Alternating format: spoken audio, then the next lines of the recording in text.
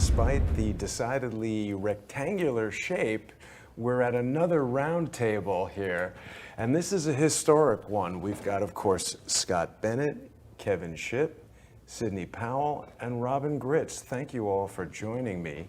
And this is going to be a really interesting conversation because I think the crossover between each of your unique experiences is going to shed some new light on some of the things that we are all always talking about. Kevin, you and I, of course, do our regular show, The Intelligence Assessment, and Robin's been a guest on Crowdsource the Truth many, many times. Robin has told us about the misadventures at the FBI, the male hierarchy, and the exclusive male hierarchy. And Scott, you've told us all about terrorist financing, your experiences being locked up as a whistleblower.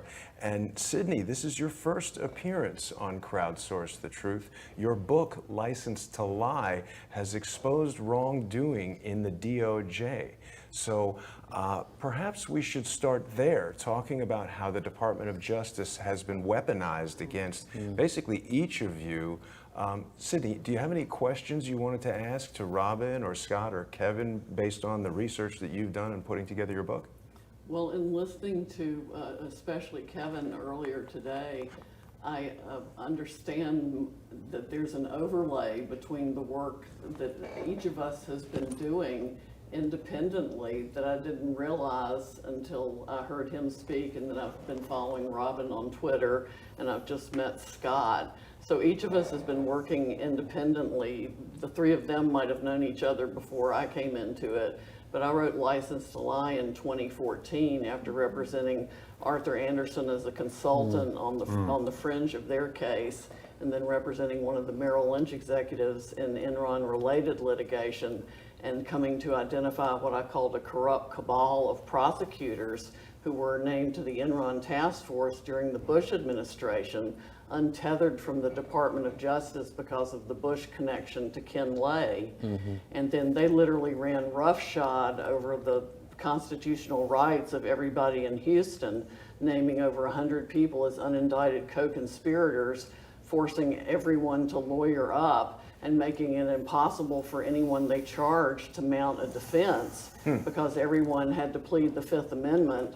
And I mean, the Merrill Lynch executives couldn't even talk to their own in-house counsel to defend themselves in this litigation, nor could any of the Skilling people or Ken Lay or anyone.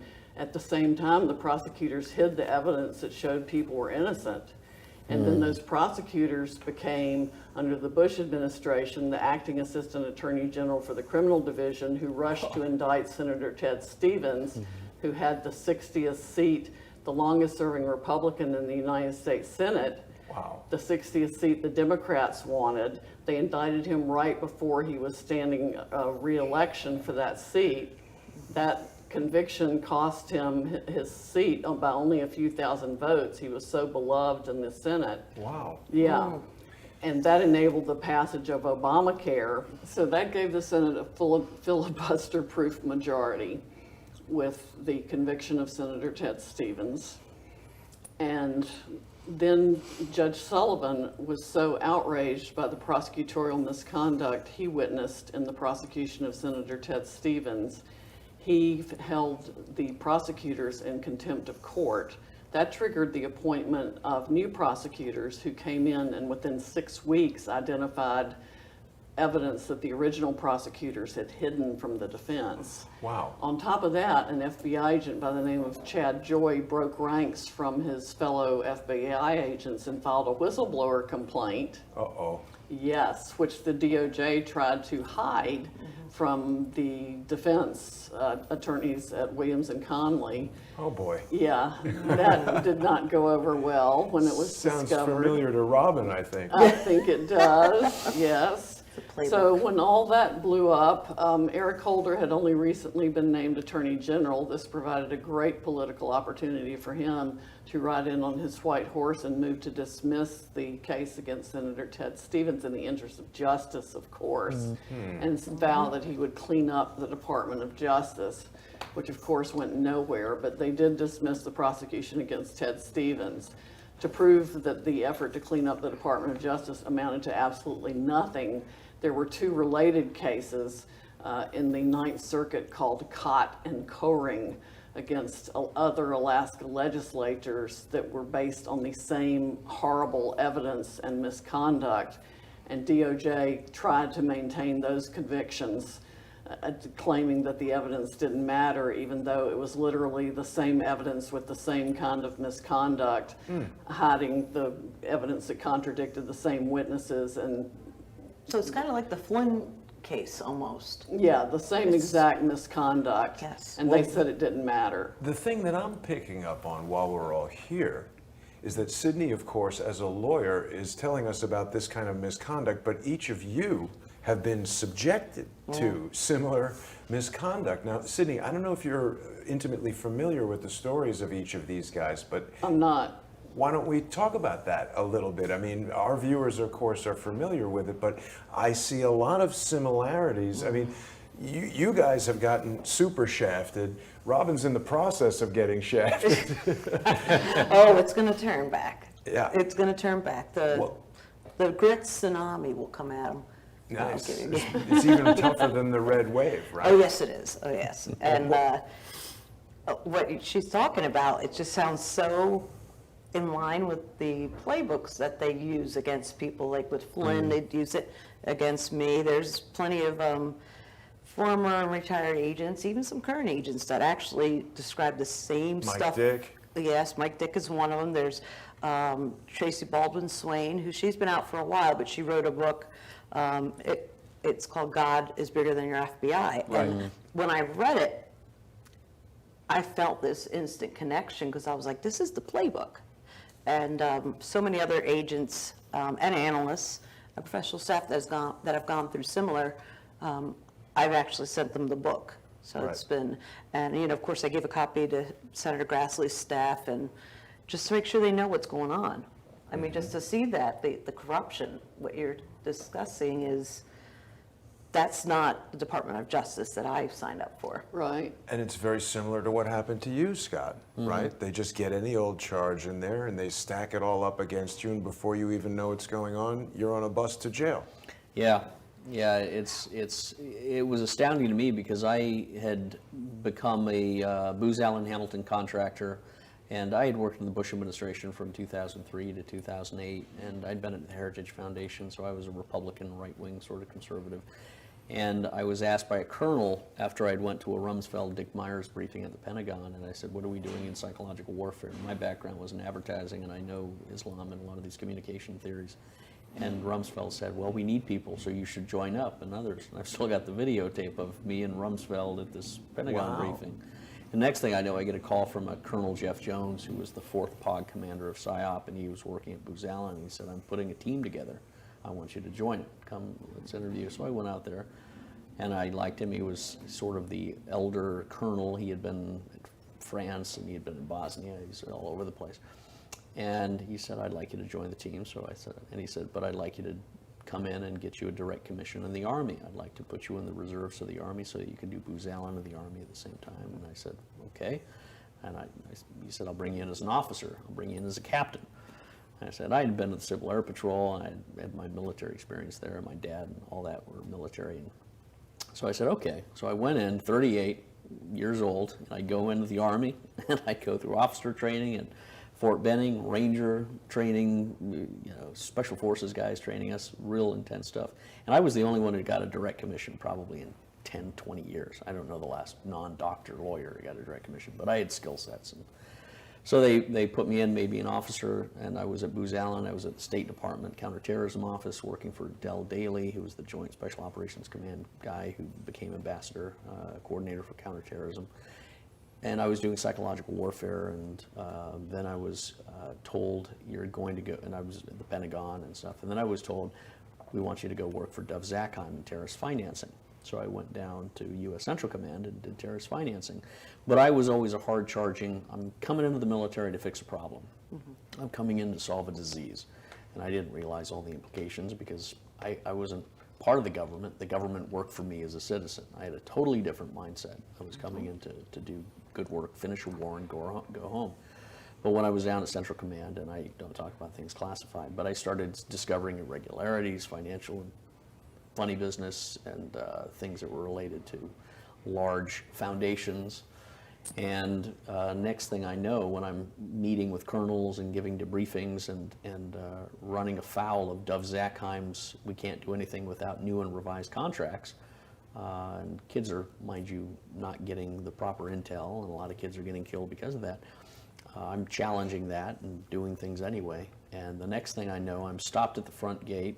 I'm accused of a DUI. I'm kicked off base. And Not I'm even sent- drunk at the time, by the No, way. not even drunk. And I thought it was all a training operation. Hadn't had a drink at all. No, I had no alcohol, and that was thrown out later because there was no alcohol. And that's why I thought this is a trading operation. They're preparing me for deployment. So I went with it, and they kind of tortured me in the back of the car and tortured me a little bit, putting hands behind my head and doing all sorts of stuff. I thought this is SEER training, search, evasion, rescue, and escape. So I went with it, thinking any day I was going to get this knock. Okay, Bennett, you passed. Now you're going to be deployed. But the next thing I know, Donna Shalala's nephew, they kicked me off base, and they said, don't say anything. So they send me back to Washington, and the next thing I know, Donna Shalala's nephew contacts me and says, well, I'm going to represent you. Another guy had been my original attorney. Saying there's no DUI, and that's what he came in to represent me. I said, there's no DUI, and I'll represent you. And then he came in and said, okay, Don Shalala's nephew, I know this guy, he's connected to Don Shalala and all that. And I said, okay. So he represents me. The next thing I know, I go to court, and I'm expecting all of this stuff to be thrown out. They charge me with making a false statement, 18100 or 18100-1, the same thing they've charged Michael Flynn with.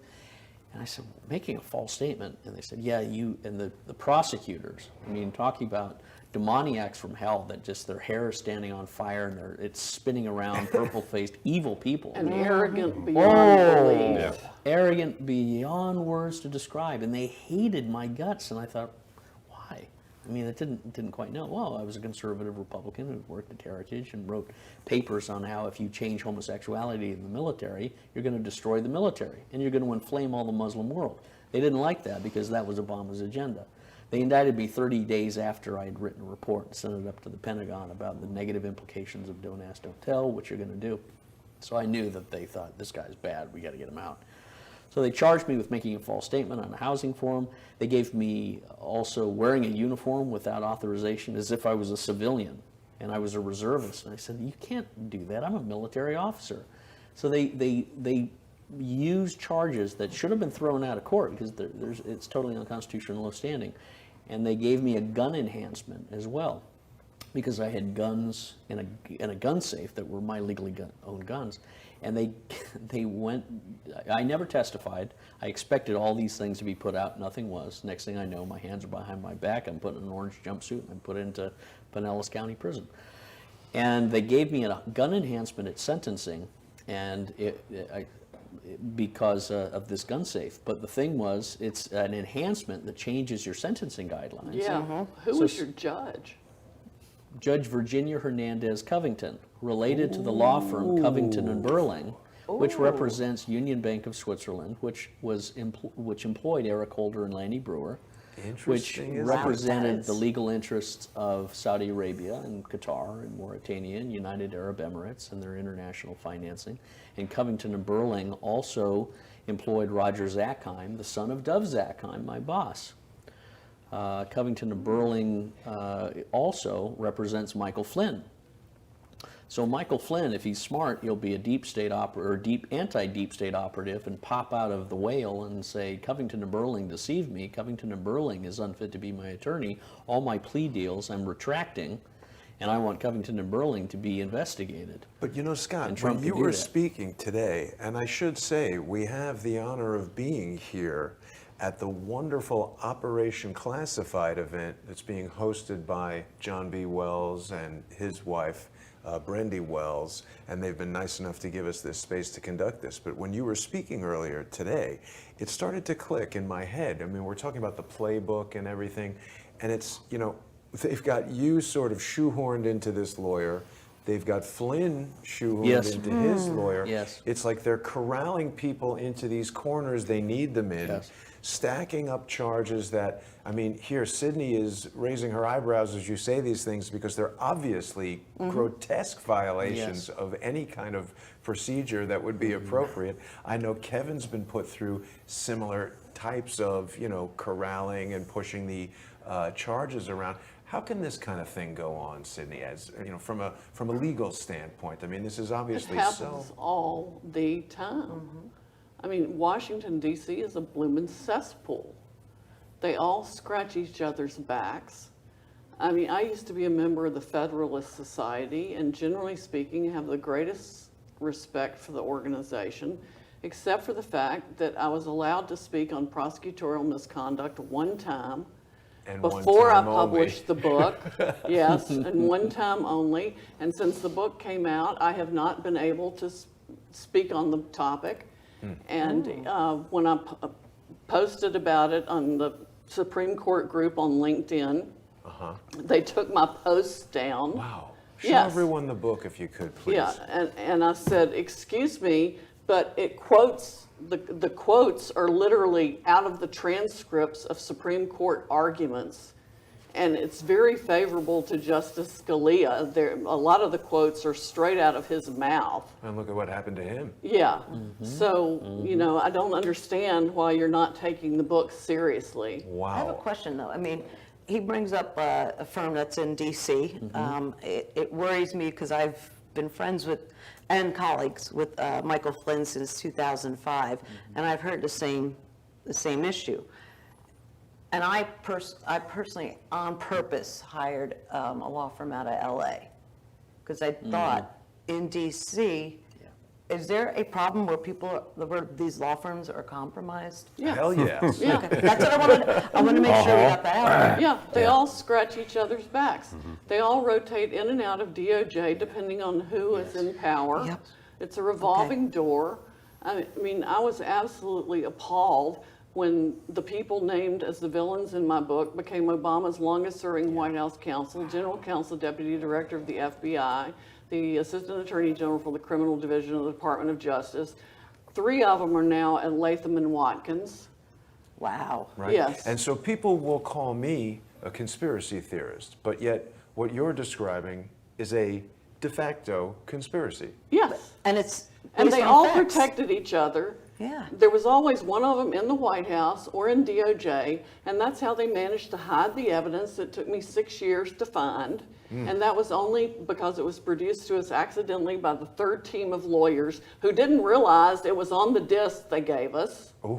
Yes. Now, just for the That's nice. non-lawyers who are watching, for a prosecutor to hide exculpatory evidence that would prove the innocence of the convicted or the accused, I should say, that's totally criminal. That's prosecutorial misconduct. Oh, right? this happens, It's, though. it's technically not criminal, but it's called a Brady violation. It's certainly an ethical violation. It is a constitutional violation. It should be prosecuted. Why isn't it as, criminal? Well, it should be. It should be prosecuted as subornation of perjury or obstruction of justice, because that's what it would be if anybody else did it. Yes. Right. But they have sovereign immunity, so absolutely nothing happens to them. We filed grievances against all of them, but of course they were White House counsel, deputy director of the FBI at the time, so you can imagine what happened to that. And that's why I had to write the book, which I literally staked my law license on publicly. Wow. Wow. And Thank these you. are the same kinds of things that were used against Kevin, that were used against Scott, that are being used against Robin. How can we overcome this? This is a danger to the freedom of everyone in the United States, isn't it? Yes, it Yeah. is, and that's Yeah. why it's so important now that we get the right attorney general. Somebody that's Yeah. willing to go in there with Clorox and fire hoses, as I said on Lou Dobbs the other night, and clean that place out. Yep. Let's talk about that a little bit. We've got this acting Attorney General, Matthew Whitaker, and of course, I think we would all agree that Jeff Sessions was basically a paperweight there for 2 years doing kind of nothing. What can we expect from Matthew Whitaker, and who do we think among us is going to be the next choice, the best choice? I have a good choice. What do you say? What do you think? I'm partial to Louis Freeh.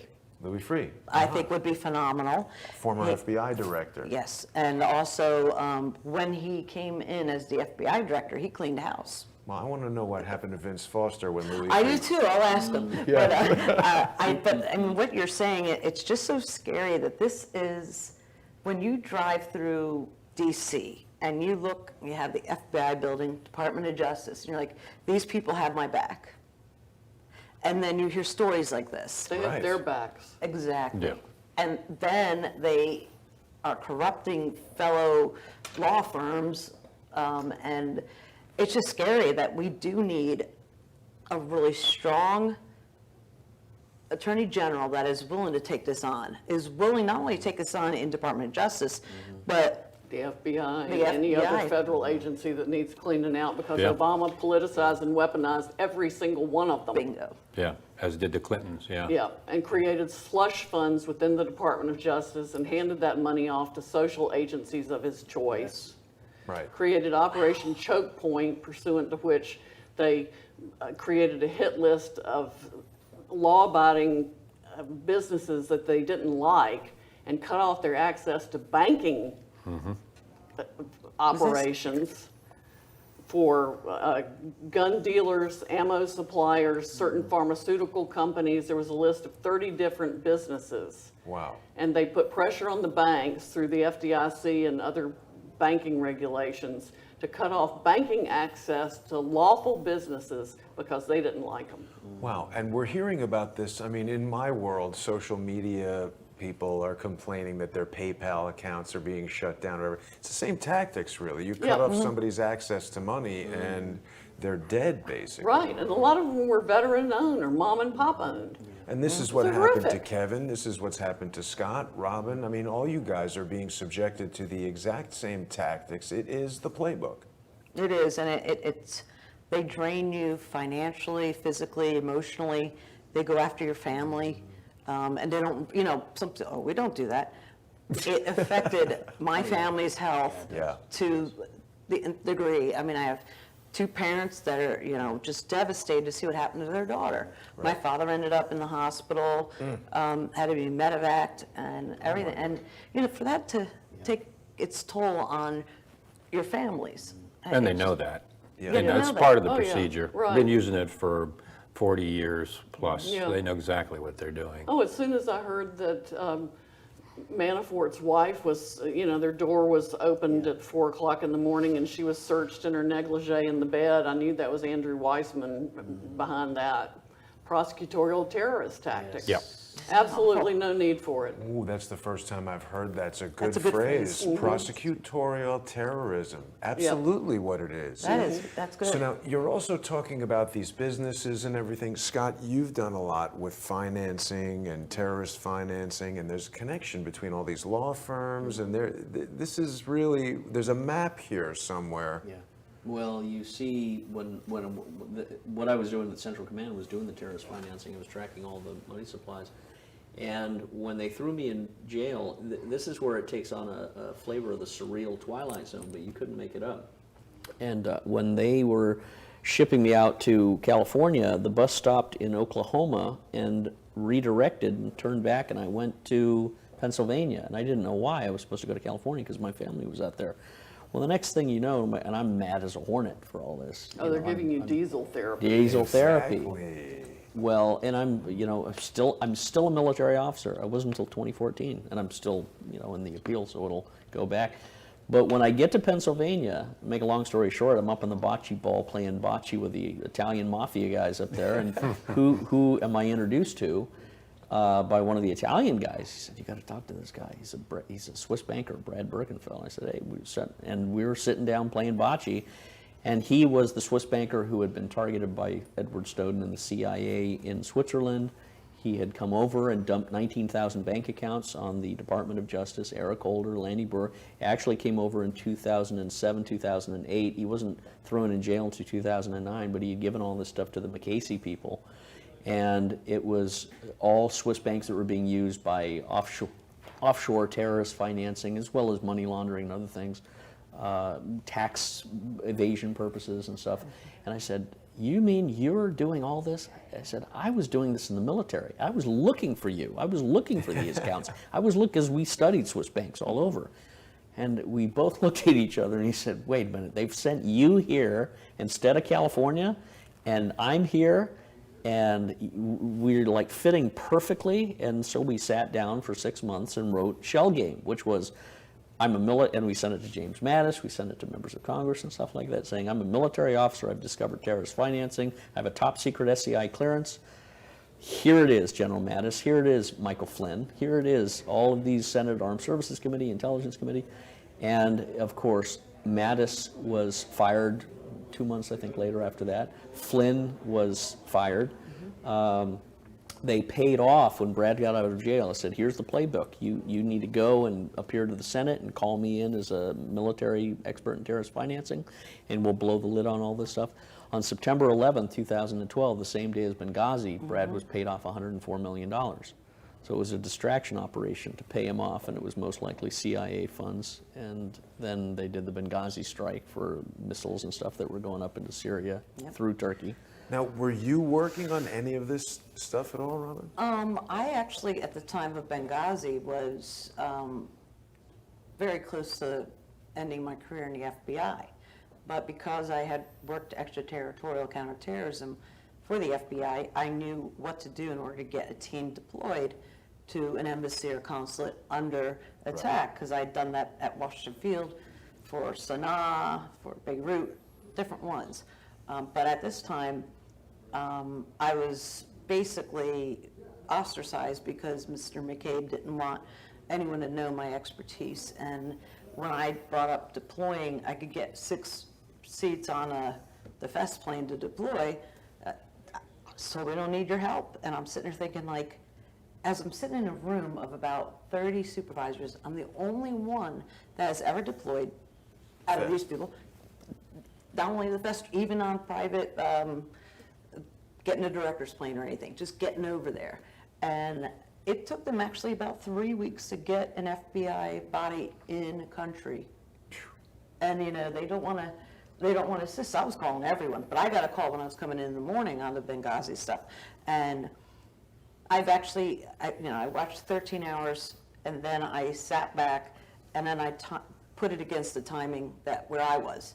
And I was actually in the office, because it's September 11th, I've always done that.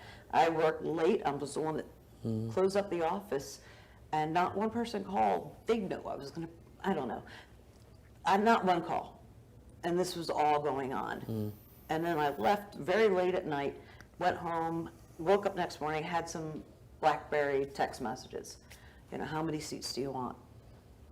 And someone at the State Department, I think it's Kennedy, made the decision not to deploy the FEST. So I don't know why. FEST, let's remind everybody what that's. The FEST plane it's actually run by Department of Defense, but it's budgeted and used by the State Department to get interagency bodies into But a isn't location. it Fast Emergency Security Team or something like that? Yes. It takes a day. Something it's like not that fast. And you know what, it's not, it doesn't, they wouldn't have gotten there to stop the attack or anything. But they would have gotten there at least to get people on the ground to get in and see what kind of evidence. Collect the evidence, yeah.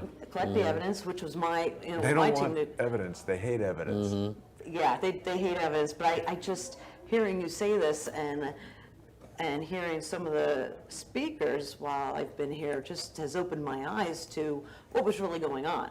Because Yeah. at the time, I'm sitting thinking, what happened here? But isn't that amazing, Robin? I mean, you're in the FBI, and then you come to Operation Classified, this John B. Wells event, and you're learning things that were hidden from you in the FBI. So much was hidden from me, even on my own cases. Wow. And it's tough to hear it every time. And then it's tough to be penalized for doing your job and loving your job, and loving your country, and knowing who your boss is. But then I come here and I hear more. I'm like, oh my gosh, how much more is going to come out? And everyone's like, just, sit back. They're like, buckle up. Right. It's scary. It's very scary because also, everyone who's trying to bring it out, each of you guys are being totally suppressed. I mean, Sidney's telling us how she's no longer going on. Well, Lou Dobbs had you on. Yeah, and he's gonna have me on Wednesday and the next Wednesday. He's a good guy, I think. He's Yeah, I like Lou a bold. lot, yeah. Lou does a lot of good, for sure.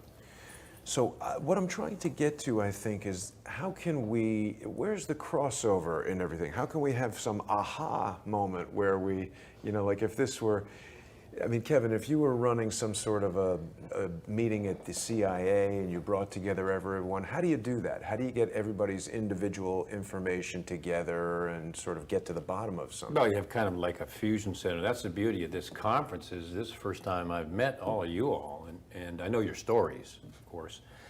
But getting together, number one, of course, my goal is to get the information out there everywhere as much as I can, full bore, all the documents, including the ones that they sealed, boom, just everything out there.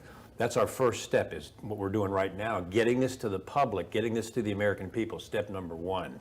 And then we've got to get some attorneys involved, and there's some pro bono attorneys getting on that'll start going after the Justice Department. Now, the CIA is a different story with attorneys. I'll talk about that later. They've got that sewed up, you may know.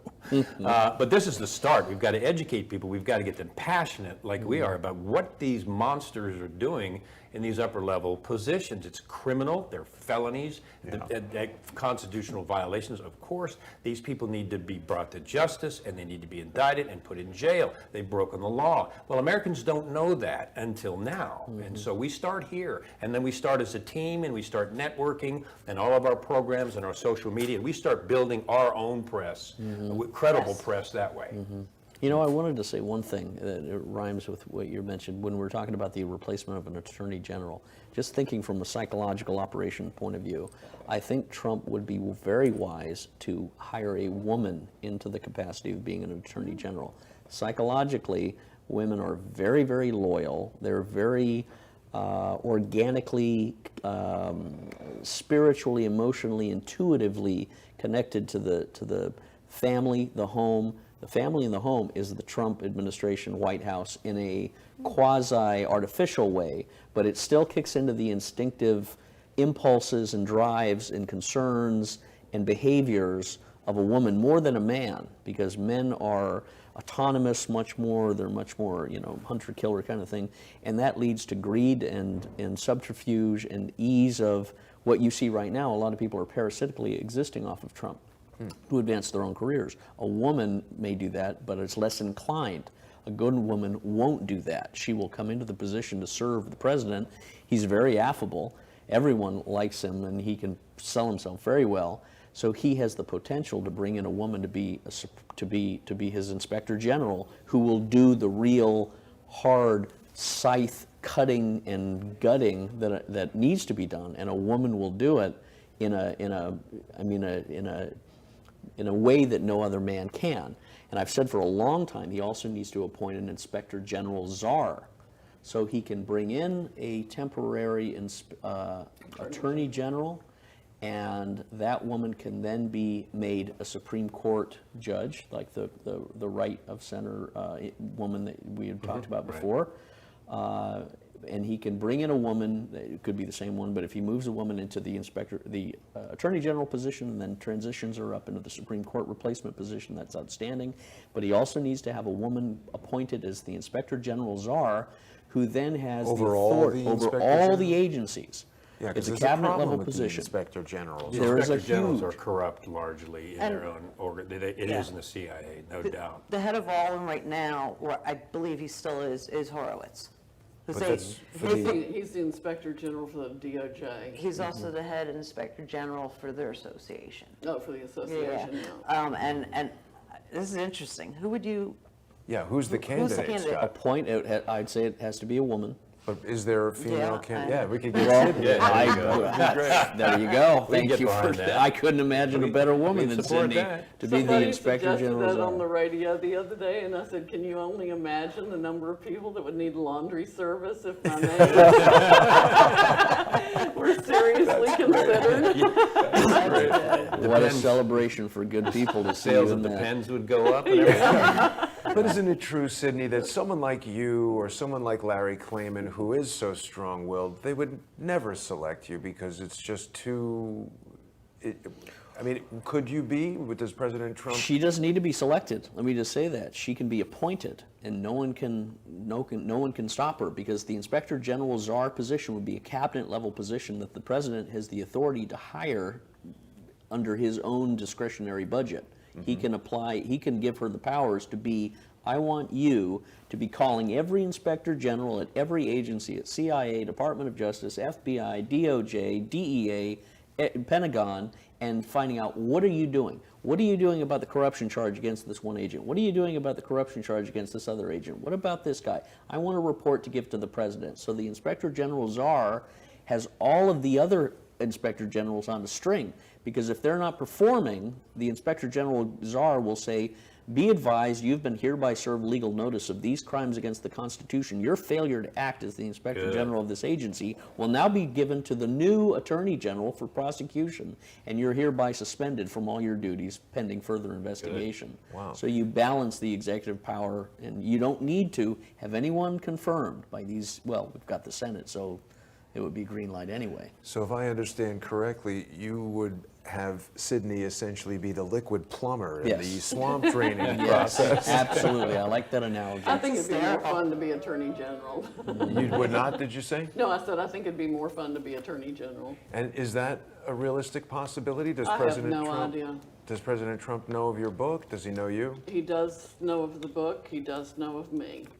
How can we help him make that decision? I have no idea, nobody owes me anything. That's true. I am not political, I have never, worked in a that's- campaign or, You've just hit it, though. You've got to be political in some way to get these positions, and that's exactly why the people that get them are never willing to do anything, because the people that all put them there are the ones that they'd be throwing in jail. But you have an anomaly with Trump, because political backhandedness is sort of a natural flavor for him. He's been a businessman. He's never been in the military. He's never been in the government.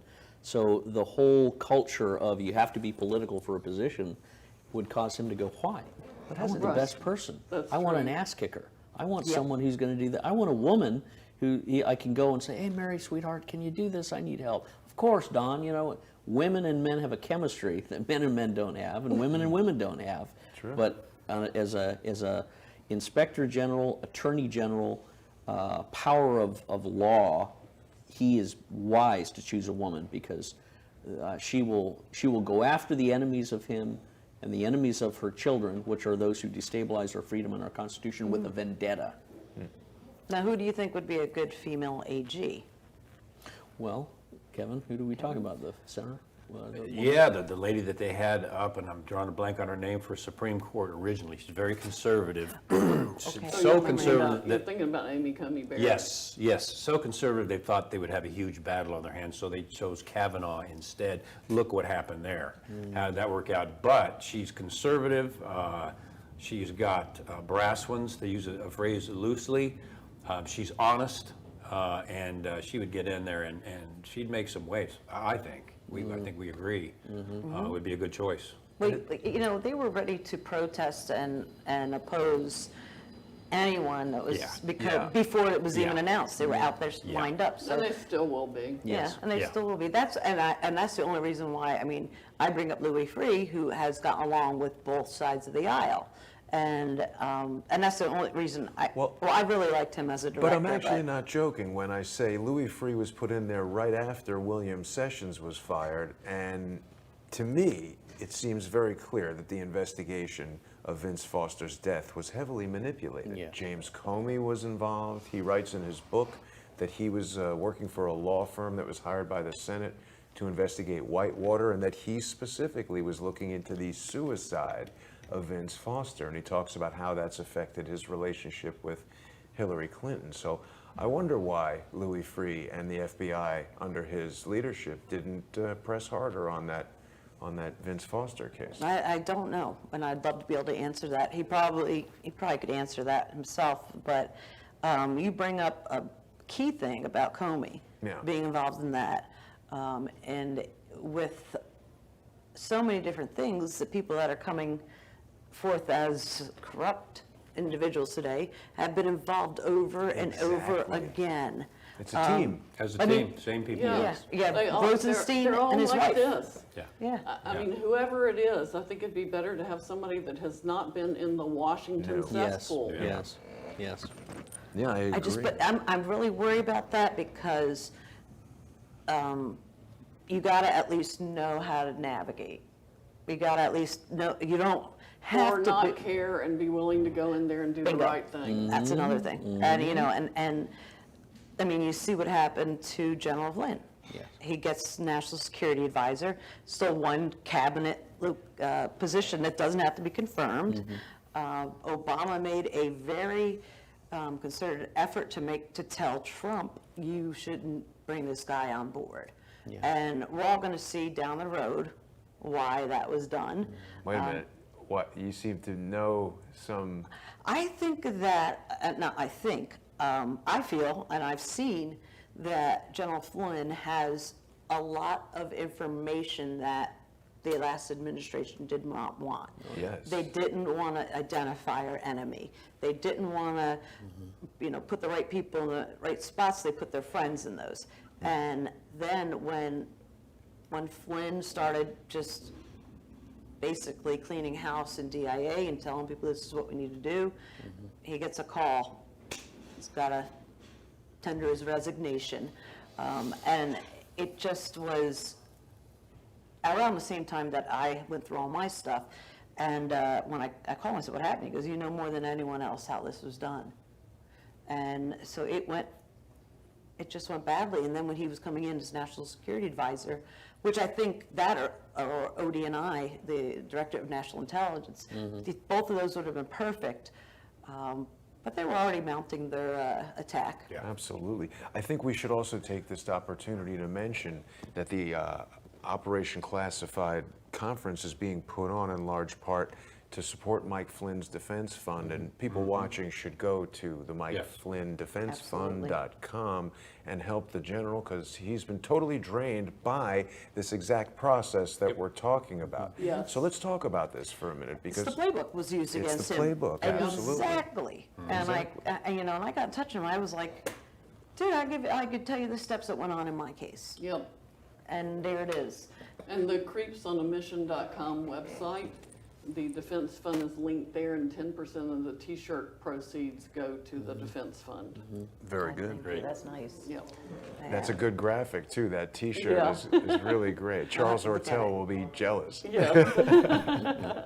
But let's talk for a second about Mike Pence's role in Flynn's departure, because what was up with that? The lying to the vice. It didn't sit right with me. I don't know. Honestly, yeah, it threw me for a loop. Yeah. And it could have been more of a reading in of a program or something that's what I'm hearing today. That there What do you might mean have, a reading in of a program? when you have certain things in the government that are compartmentalized, and you have to be read into what this is, you have to protect that. And if, say, Pence isn't in there yet, but Flynn is, So Flynn's protecting some information about top secret stuff. maybe. Well, But I don't know that, like, the whole behind the scenes of, That's what it seemed like to me. Scott, what do you think about Well, that? the process of TSSCI clearance, which Flynn had, which I had, which many people have in the agencies and such, gives you the access to information that Pence wouldn't have had. Flynn would have had it. So Flynn could not discuss or reveal certain materials or connections to Pence, even though he was vice president, until he's read on, until Yeah. he's gone through the TSSCI. You cannot have anything to do with it. So Yeah. Or he could face criminal. that's penalties. right. Yeah. That's But right. it's Criminal short there's enough. some that Yes. are Yeah. special access programs, and Yes. people are talking about that, because I was detailed to the CIA, and I also was up at NSA. We worked very well together with everyone. But if he had access to a special access program that Pence didn't, he has to protect that. I mean, it is, you know, it's his job, and that could very well be a good reason why he would See, not and say without even knowing all of these details, I could tell that that was sort of what was going on, and I bet Mike Pence knows that too. So he's playing some kind of political chess game to trap him in a move where now he can go on CNN and say, oh, Mike Flynn lied to the vice president. And then everybody out there in the court of public opinion is like, oh, he's a liar, get him out of there. I have worked with him since 2005. I have, and we remain colleagues and friends. I'm friends with his family, but if anything, Mike Flynn is bluntly honest. Yeah. He's not sugarcoating anything. He knows lives are in danger if he has, if he kind of goes this way or that way. He used to laugh because back in 2005, we were basically the same rank. And then he becomes the director of DIA, and he's like, I'm still the same rank I was. And he's like, there's a reason behind that, you know. I have brass ones, but I don't have something else. But he was the first person to stand up for me when I started going through all my stuff and went on record, went on the radio, and he got rewarded by having Mr. McCabe and Mr. Strzok and their posse. Yeah. I call it the regime. I sometimes call cabal, but sometimes call it the regime going after him. Because he's a great person and He is. expects his country to back him. And when this happened, we all been there. Yep. The betrayal. Yeah. It's That's the worst incredible. part. Yeah. Yeah. It's shocking. And of course, we have all heard Mike Flynn on RT say that the creation of ISIS was deliberate. And there's so much documentation to back that up Yeah. now. Yes. Yeah. That's really what happened. The That's ISIS why the- he's... Yeah. Yep. The Arab Spring was engineered by the Rand Corporation in 2008. It was part of a larger operation to destabilize and erupt the Muslim world. George Soros's Open Society was part of that Rand Corporation operation. I have the paperwork and the receipt of the donors, and he was on it. Wow. So the Arab Spring was again a neoconservative project of a new American century psyop designed to cultivate this major cultural, political, social, economic shift. That's a Bush think tank, That's a Bush Carlucci. project. Yeah, Dov Zakheim was part of that. I remember one of my professors when I was doing my doctorate, Klaus Rinn, wrote a book in 2003 called America the Virtuous, The Rise and Fall of the Neoconservative Agenda or something. And it was prolific because it identified all the stuff that we're going through now. And this is back in 2003, and how all of this would end very, very badly because you're basically trying to supplant a religious motive with an economic fulfillment, and they don't have economic fulfillment. They don't have toilet paper. They don't have electricity. They don't have ice. Foolishness. Absolutely foolishness. But I want the reason I brought this up is because the Rand Corporation, this whole long-term psyop, was a neoconservative kind of design impulse, and I believe Pence is of that school. Yes. Pence seems to be a neoconservative, megalomaniac, warmongering individual, though he camouflages it with a subtlety and a quietness. He still maintains some of that disposition in we need to go and be the light, the policeman, the high priest of the world. Well, that doesn't necessarily work if the world doesn't want you in that capacity, especially if they've seen what you've done to the rest of the world and left ashes, dead body, raped women and boys, and cut up children in the refrigerators of people in countries like Libya. And the Moriartys have identified that. So Pence, I think, took Flynn out for ideological, stunted mental reasons. And I don't have a lot of respect for Pence for that reason alone. So he's not innocent. Now, Trump, it all stops with Trump. Trump made the decision to remove Pence, and there's two schools Flynn. of thought. I'm sorry, Flynn, thank you. If Trump removed Flynn because of the silliness that we know is legally totally defensible, to say, look, he has a SCI. He can't say the color of the sky was blue to Pence if it was in the skiff. If Trump doesn't do that, he's either ignorant, sorely ignorant, which is very dangerous because At that he doesn't time, know. he may have been ignorant. He may have, or it was Flynn, go deep, go down, and you can work this from the other angle. You can pop out of the chest cavity like the alien monster of Covington and Burling and the deep like that. state I do in a surprising way. I don't know yet. He's a smart guy. He's a special operations guy. Right. So you're pretty hardy and smart going special ops. You think it's Pence who brought in John Bolton? Because that would make sense, the Yeah, neocon yeah, I crew. think so. The whole neocon crew that's brought in, and they've been the greatest affliction to Trump because the American people hate him. That's my opinion. That's why we lost the House, because Donald Trump failed to articulate to the mindless, feeling-oriented, middle-of-the-road voter that we're making friends with Russia and we're getting out of the Middle East and we're getting out of Syria. He promised that. That's why he got in. He failed to articulate that to a level of resonance that the middle-of-the-road undecided would say, yep, I'm not going to stay home. I'm voting for Republican. Or, yep, I'm not going to vote Democrat. He failed to do that. Trump failed to do that. And he lost the House, in my opinion, because of That it. plus Ryan was a do-nothing Oh, wimp. yes. Yes. Yes. So what do we think is going to happen now that the House is going to the Democrats, Sidney? Is that going to be a big problem for the president getting impeached? Not if we have the correct Attorney General and a strong enough Senate. How will that, well, the Senate we understand, but the Attorney General, he's or she is the ultimate decision maker as to whether the impeachment goes through? Well, no, not really the impeachment, but just making sure the rule of law is enforced throughout the country. And the impeachment is basically just an indictment. What do we anticipate that Trump would be impeached for right now? Well, there really isn't anything. They'd have to make it up. Of course, we know they're good at making things up. That's not a problem. You put Adam But Schiff out there. I don't see them getting enough votes in the House even to return the bill of impeachment, and it'd have to be tried in the Senate, so that's not going to work.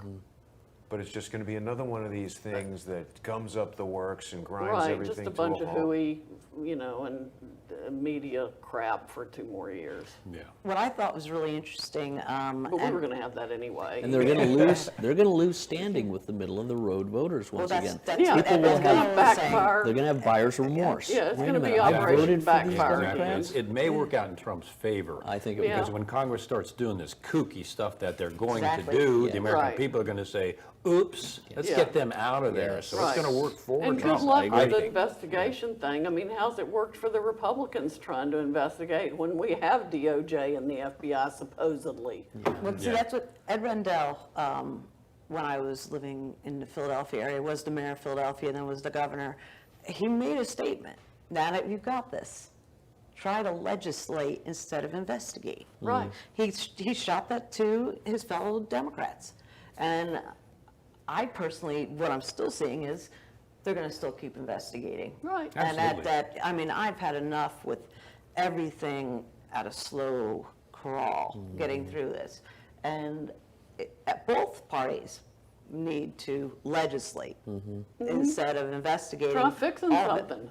Yeah, but the thing with the FBI and what has been going on with someone I'm really happy was reelected, Devin Nunes, is he has been, along with Judicial Watch, along with other entities, getting to the truth.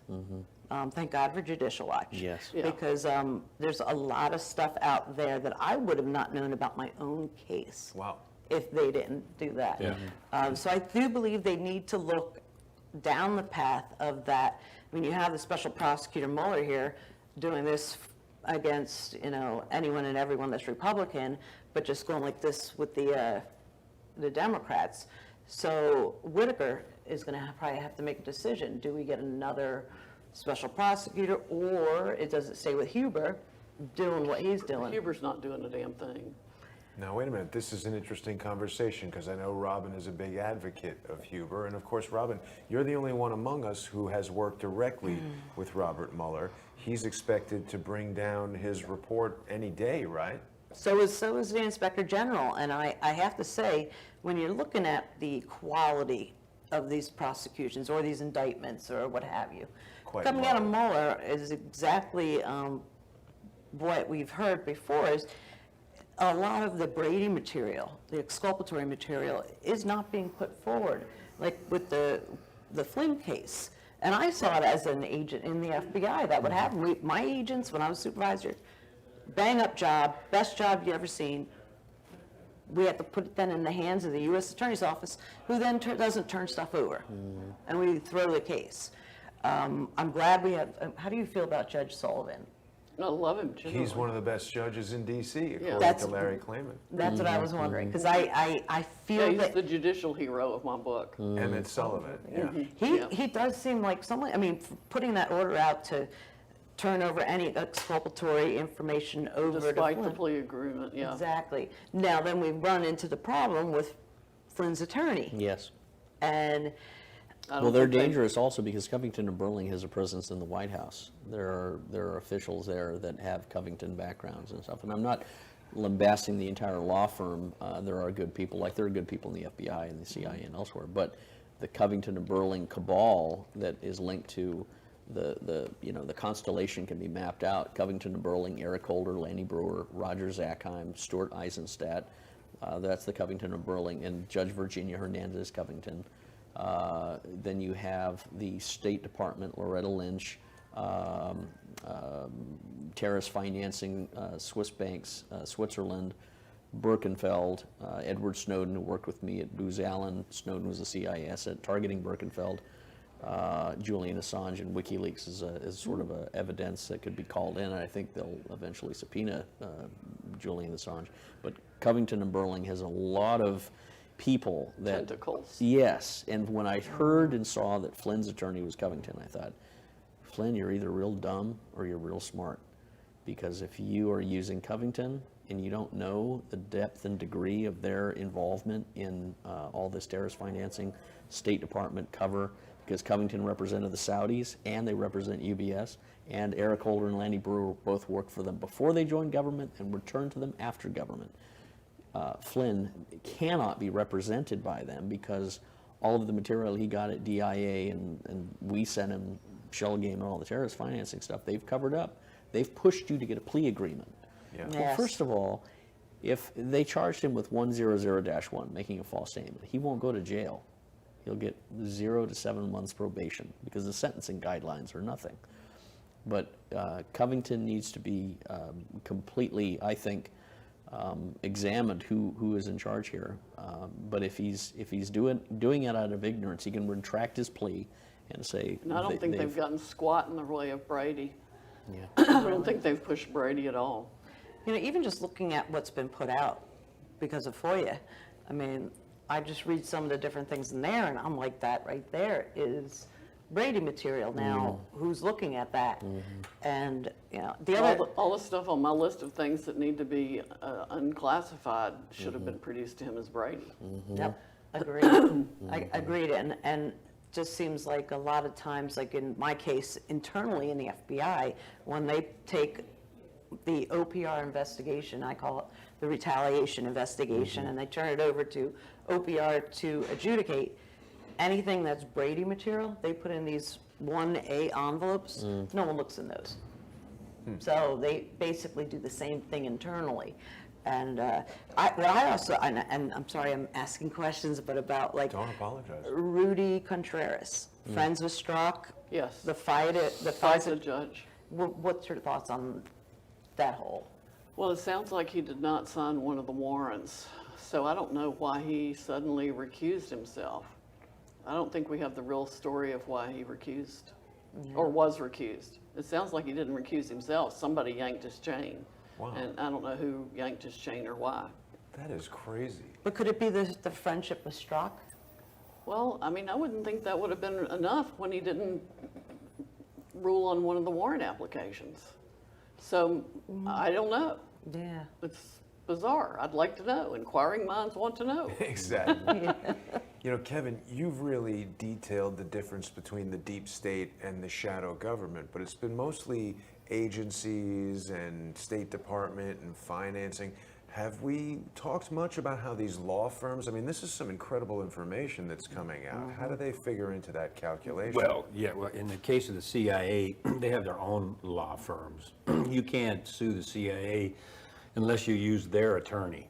They have a list, if you can believe this, they have a list of approved attorneys. Oh, yeah, I'm sure they do. Yeah. And, But you got to have security clearance. Yeah, and then they have to control all your information because it's now classified. We got around that in kind of a humorous way when the family got sick in the house and the doctors were giving us diagnoses of toxic exposure.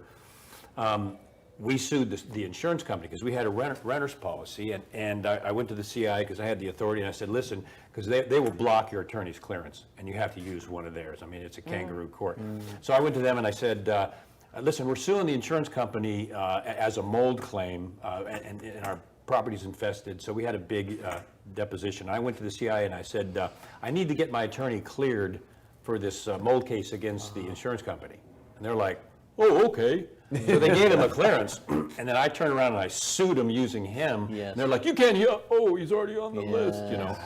But that's what they do. They stack the deck, and they use their attorneys. They take all your information and they classify it. Has to be stored in headquarters. There is no discovery. They own everything, and that's how they do it. So that they do it internally in the FBI is, I mean, you get the FBI Agents Association attorney, it's the approved, and, you know, after a while, I sat there, a very nice woman attorney, but at the same time, when I asked her particular questions about policy violations and such, she's like, I don't know, you know, I don't know what you're talking about. I'm like, how can you be the designated FBI Agents Association attorney? And then that's when I found out, a couple of friends told me they only get paid a certain amount from the Agents Association, and the rest of it is a check cut out of either the employment law unit or out of OPR.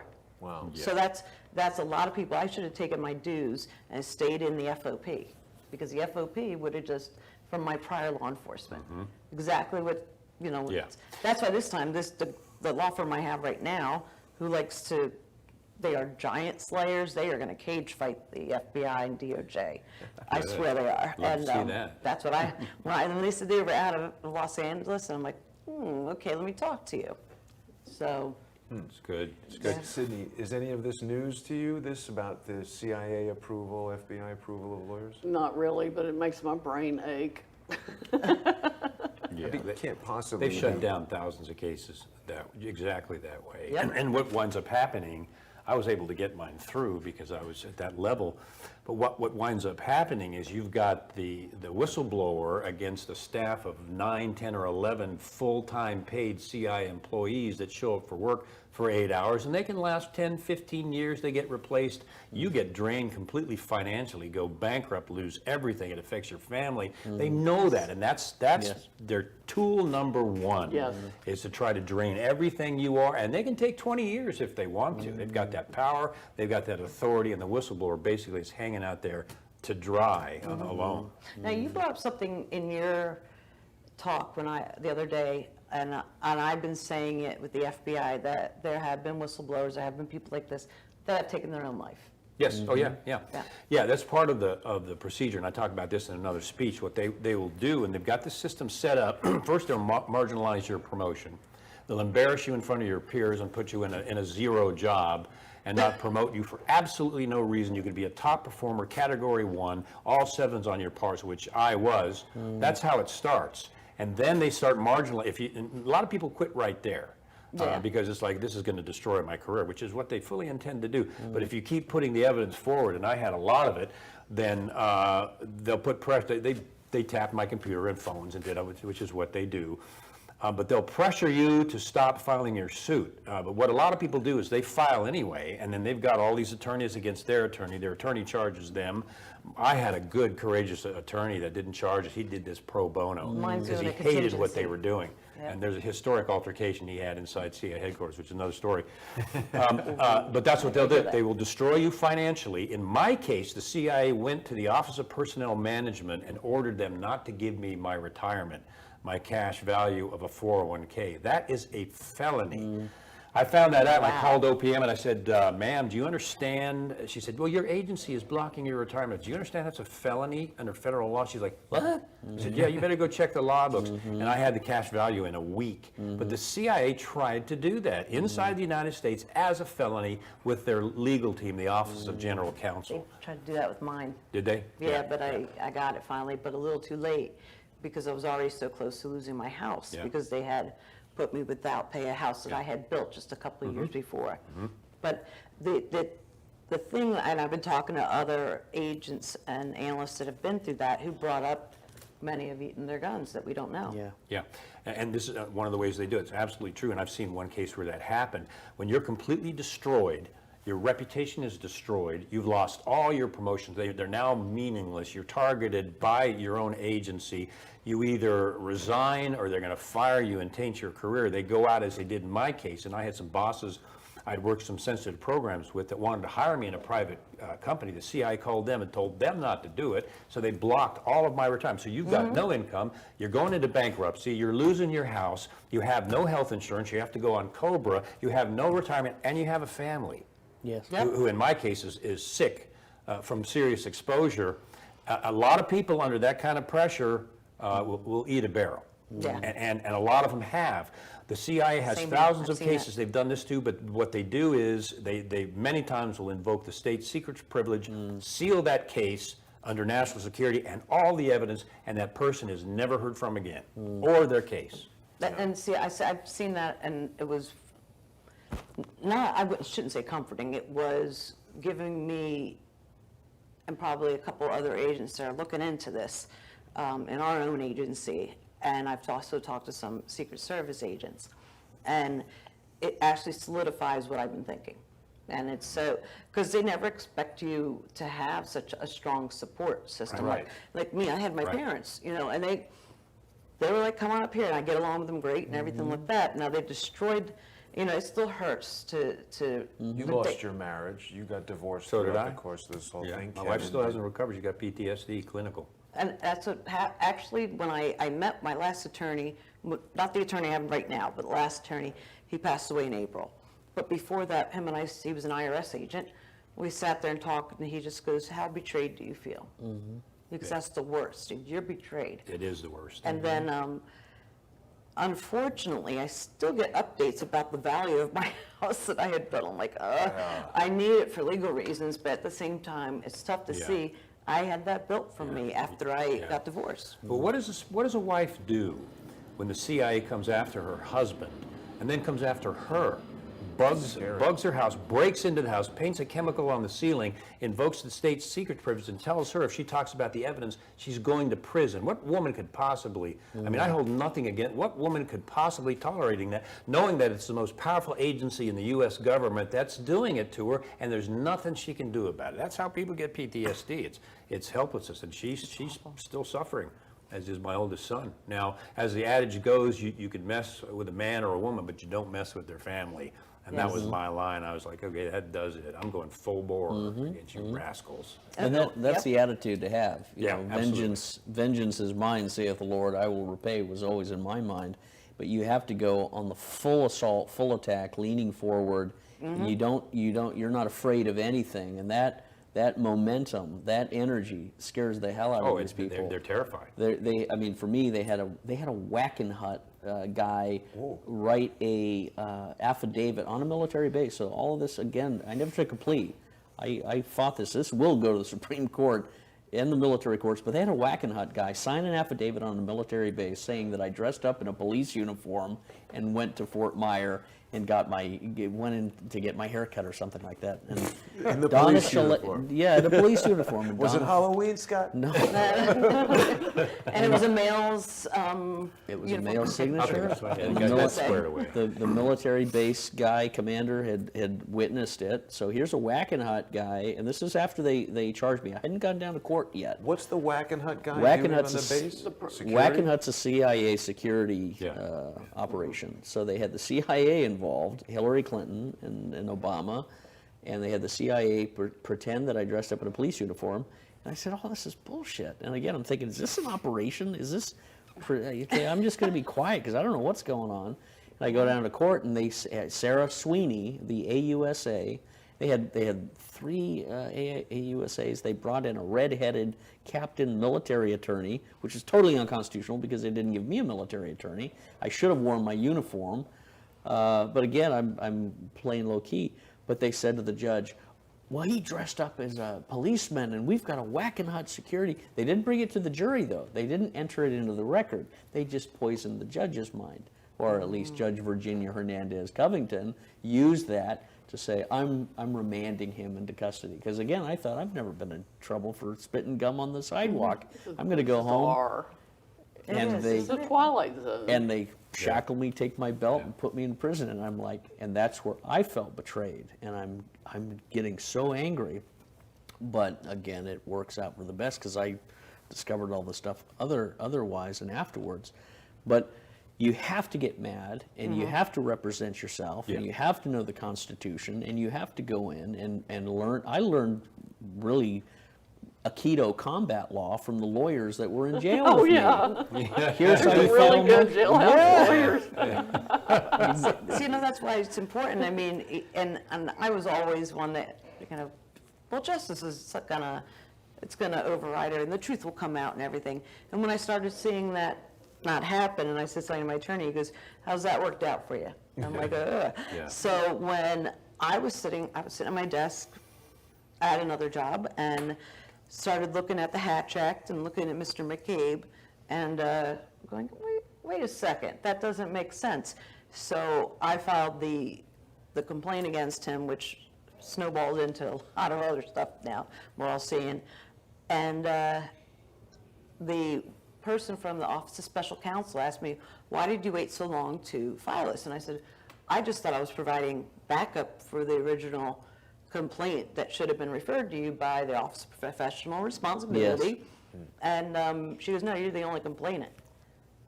And, you know, she's like, we don't have a lot of investigators to do this job. And I'm sitting there thinking, oh, they're going to brush us under the rug. So that's when Sarah Carter and I got involved, you and I honestly had to go full board to the media Yep. and push this, because no one was looking at that. No one was looking at anything these guys were doing. No oversight. And, Yeah. you know, it just, I mean, I was angry, while at the same time, it took me a couple of years to get beyond the feeling of betrayal. But I got angry, and then I got smart. Basically, when any emergency thing would happen in the FBI, I could always turn and be very calm and handle it. So that's what I decided to do. I just be calm, put this forth, and send the documentation to back it up and see what happens. Well, I guess we're seeing what happens. We're seeing. 26 hours before he was supposed to retire, he got fired. I was in a restaurant, and I screamed. Yeah, Because I got McCabe, paid. right. I was like, oh my gosh, you know, and it's a little bit of justice, but at the same time, I mean, I can't imagine. You learn there's no justice. It doesn't, well, at least on the secrets, there is no justice. It doesn't function in there. You go within the system, you learn after a while, don't bother. I wrote up a detailed grievance I did my own secret environmental report. So when they pulled out their fake one, I slid mine across the table and said, take a look at this. And they were like, and that's when the fun began, which was a good feeling, I must say. Yeah. You know, it's interesting because I've heard each of your stories before, but coming together in this format and hearing about them again and having your input, Sidney, it's gross injustice, and you guys were serving the people of the United States, protecting us, and it's really upsetting to hear about, but I'm glad we're able to go over it again and go over it in this format. Where it's getting a bit late here, and we are still at the Operation Classified meeting. There's an event going on that we've all got to get to, so hopefully we can get together again in the future. Absolutely. I want to thank each of you, and of course, everyone should go to Scott's website, which is shellgamewhistleblower.com. and the book is Shell Game. Sidney, of course, has got License to Lie. Where can people get your book, Sidney? SidneyPowell.com, SidneyPowell. And of course, people can go to fortheloveoffreedom.net, and they can purchase from the Company of Shadows, and they can get the shadow code where you can decode all of the illegally redacted information. Robin, I'm still waiting for you to write a book that I can promote. But until then, people can go on to GoFundMe, and they Yes. can look up Robin Grits. They can help Robin That with book her. will be forthcoming. Ended up getting a little ill. Yes. So then I had to push it back, but All right, I'm but ready the book- now. I got a the law book firm that's is- going to take it over, and And that book is coming soon. So I want to thank all of you. I want to thank everyone for watching, and we'll see you soon. Thank you, Thank Jason. you. Thank you. Operation Classified, November 9th through the 11th at the Hilton DFW Lakes Hotel in Grapevine, Texas. Hear from L.A. Marzulli, lecture about the Nephilim, the subject of the Book of Giants. Author and keynote speaker Will Champion continues the mysteriously fascinating journey filled with intrigue, placing you deep in the matrix with the story and the facts to back it up. Hear from Dr. Dimitra Antomisiaris, Advances and Abuses in Pharmacology. beginning November 9th. Why know less when you can know more at OperationClassified.com. All truth, nothing else permitted or accepted. Operation Classified, November 9th, 10th, and 11th at the Hilton DFW Lakes Hotel near DFW International Airport. For full information, including a list of confirmed speakers, go to OperationClassified.com. Access granted based on your want to know at OperationClassified.com. Don't miss it. In every revolution, there's one man with a vision. You can't handle the truth.